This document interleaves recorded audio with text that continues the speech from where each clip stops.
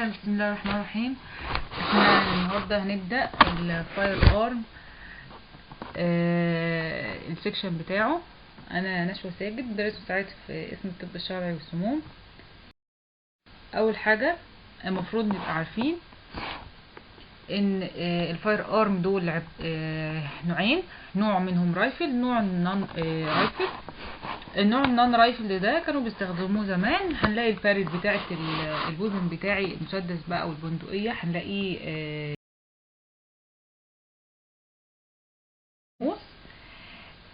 الرايفل دي حاجة جديدة. هنلاقي البارل بتاع البندقية او المسدس او الويبن اللي معايا هنلاقيه فيه لانس وجروفز.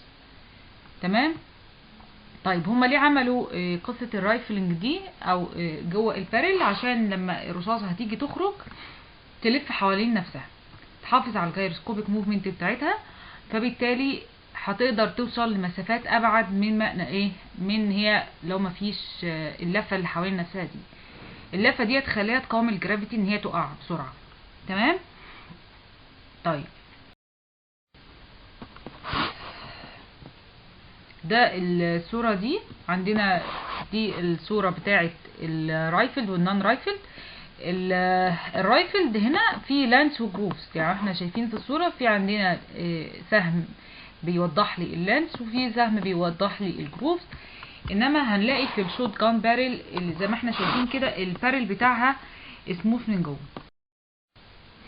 طيب دلوقتي احنا اهم حاجة عندنا هيجيلنا في الامتحان ايه؟ هيجيلنا فاير ارم سبيسمنز وجارز. الفاير ارم سبيسمن هيجيلي صورة للسبيسمن اللي احنا هنتكلم عنها دلوقتي، هيجيلي عليها سؤالين، كل سؤال بدرجة. الجارز الجار عندي هيبقى عليه 4 درجات. تمام. طيب الفاير ارم سبيسمن بتاعتي عندنا الكارتريج والميسايل والوادز والباودر. طيب بسرعة كده هنبص على الشكل بتاع الكارتريج بتاع الرايفل. طيب الفاير ارم سبيسمن اول حاجة عندي اللي هو الكارتريج، فاحنا هنشوف دلوقتي الشكل بتاع الرايفل والنون رايفل. الرايفل اللي هي الصورة اللي على الشمال دي عبارة عن ايه؟ الكارتريج بتاعي عبارة عن كيس. الكيس ده فيه في البيس بتاعته في حاجة اسمها البركاشن كاب. البركاشن كاب دي موجود فيها مادة اسمها البرايمر. تمام. بعد كده فوق البرايمر على طول هنلاقي الباودر اللي هي البارود. تمام. وبعدين بعد البارود عندي على طول هنحط فوق الكارتريج دي او في التوب بتاعتها هنحط ايه؟ البوليت. طيب القصة دي ليه بقى؟ انا عندي دلوقتي البركاشن كاب ده موجود فيه المادة اللي اسمها البرايمر. اول ما البنت تيجي تخبط في البركاشن كاب هيتولد عندي طاقة حركة. تمام. جوه البرايمر. البرايمر بقى ده عبارة عن ايه؟ عبارة عن جلاس باودر، بوتاسيوم كلوريت، و هنلاقي عندنا ليد ستيفانيت. تمام. ميركوري ستيفانيت.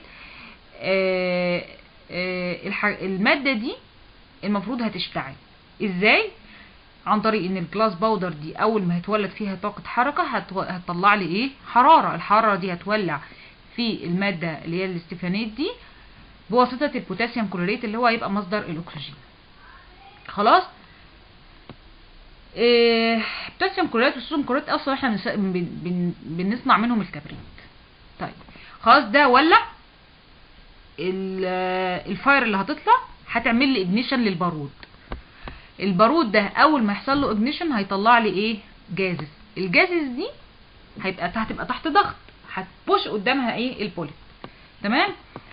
هتبقى هو ده شكل الكارتريج بتاع الرايفل اللي هي اصلا هتطلع لي بوليت، يعني كل الذخيره بتاعتي بتطلع لي ايه؟ بوليت، بتطلع لي رصاصه. طيب الكارتريج بتاع النون رايفل اللي هو على الصوره اليمين مختلف شويه، بس هي نفس الفكره. هنشوف بس الاختلاف. انا عندي طبعا هو عباره عن كيس، بس الكيس بقى بتاعت النون رايفل هنلاقيها مصنوعه من اي حاجه. هنلاقيها مثلا مصنوعه من البريس، هنلاقيها مصنوعه من الكرتون، ممكن نلاقيها مصنوعه من البلاستيك. تمام. لكن بتاعت الرايفل هنلاقيها الكيس بتاعتها مصنوعه من ايه؟ مصنوع من البريس، مصنوع من نحاس بس. طيب النون رايفلد دي هي نفس الفكره بتاعه الكارتج بتاع الرايفل. الاختلاف بس في ايه؟ هي كيسه اهي، والكيس دي فيها فيها بيركشن كاب. البيركشن كاب فيها البرايمر جواها الماده دي. البيركشن كاب ده جزء من الكيس، لكن محطوط فيه حاجه اسمها البرايمر، الماده بتاعتي. تمام. وبعدين المفروض ان هيطلع لي فاير. الفاير دي هتعمل لي اجنيشن للباودر اللي فوقيه. خلاص. عندي بديل البوليت في النون رايفلد ايه؟ بديل البوليت اللي هي الشوتس. تمام. طيب خلاص انا عملت اجنيشن للباودر وطلع جازز. لو سبت الجازز دي تبوش الشوتس اللي عندي، الجازز هتتسرب بين الشوتس فتفقد البريشر بتاعها، مش هتقدر تعمل لها بوشنج، مش هيبقى في عند ضغط. فقال لك لا، احنا نحاول نكيب الفوليوم بتاع الجازز دي في البليس بتاعه ونكبسه عشان يبقى فيه بريشر حقيقي يبوش الايه الشوتس دي. فقال لك نحط ايه؟ نحط حاجه اسمها انترنال واد. يبقى انا عندي الانترنال واد هتبقى فوق الباودر على طول، هتبقى فوق البارود. ليه؟ هتاكت از بيستون، هتعمل لي زي المكبس، هتكبس لي الجازز. فبالتالي الجازز دي لما هتطلع هتبقى مكبوسه، هيبقى في بريشر عالي. الجازز دي هتبوش قدامها الانترنال واد، وتبوش كمان معاها مين؟ وتبوش معاها الشوتس. خلاص. في حاجه كمان قال لك بقى طب احنا هنقفل دلوقتي ازاي على الشوتس دي؟ هنقفل بحاجه اسمها اكسترنال واد. اكسترنال واد، الاكسترنال واد دي بتكيب الشوتس ان بليس. تمام. طيب ده الاختلاف بينها اهو وبين الرايفل. الرايفل انا كان عندي البوليت، هي البوليت دي هي اللي موجوده واحنا حشرينها فوق في الكيس. انما الشوتس عندي شوتس كتير، فانا عايزه اكيب بليس. بعمل فيها ايه؟ يا اما بحط لها اكسترنال واد، يا اما بعمل تريمنج للاند. تمام. طيب دلوقتي احنا هنتكلم بقى ازاي اوصف او كومنت على الكارتج. اول حاجه الكارتج المفروض ابقى عارفه ده كارتج بتاع ايه، واحنا اظن احنا خدنا فكره عامه بسرعه عن الفرق بين الرايفل والنون رايفل.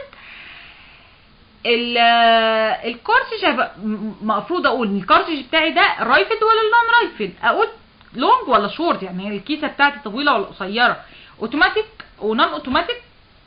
بقولها في حالات لو هي رايفل. طب لو نون رايفل على طول نون رايفل نون اوتوماتيك، مفيش عندي اوتوماتيك في الرايفل في النون رايفل. وبعد كده بقول البور بتاعي، الكاليبر بتاع ده ايه، العيار بتاع الويبون بتاعي ممكن اعرفه من الكارتلج. وبعد كده اقول الكارتلج بتاعتي دي فايرد ولا لا، يعني انا طلقتها من الويبون ولا لا. واقول لودد ولا لا، اقول فيها شوتس او فيها بوليت ولا لا. طب لو هي لودد اكومنت بقى، لو هي لودد بحاجه وانا شايفاها يعني لودد ببوليت، فانا ممكن اكومنت بسرعه على البوليت. طيب اول حاجه عندي ده شكل الرايفل والنون رايفل زي ما احنا شايفين كده، اللي هي على الشمال دي شكل الرايفل كارتج بتاعي. بنلاقي مصنوع من النحاس، بنلاقي ان هو بس بي اوكيوباي فوقيه بوليت واحده بس. تمام. يعني مش بحط جواه شوت، لا هي بوليت موجوده، يعني هو مصنع ان هو يتحط فيه رصاصه واحده بس، فتلاقوه رفيع شويه. طيب لو بصينا كمان عند البيس كده هنلاقي في عندي دايره. تمام. الدايره دي اللي هي ايه؟ البركشن كاب. خلاص. النون رايفل زي ما احنا شايفين هنلاقي مصنوعه من الكرتون او مصنوعه من البلاستيك، وساعات بيصنعوها من البريس في حالات الغفير. تمام. طيب بعد كده عندي المفروض هقول الكارج بتاعي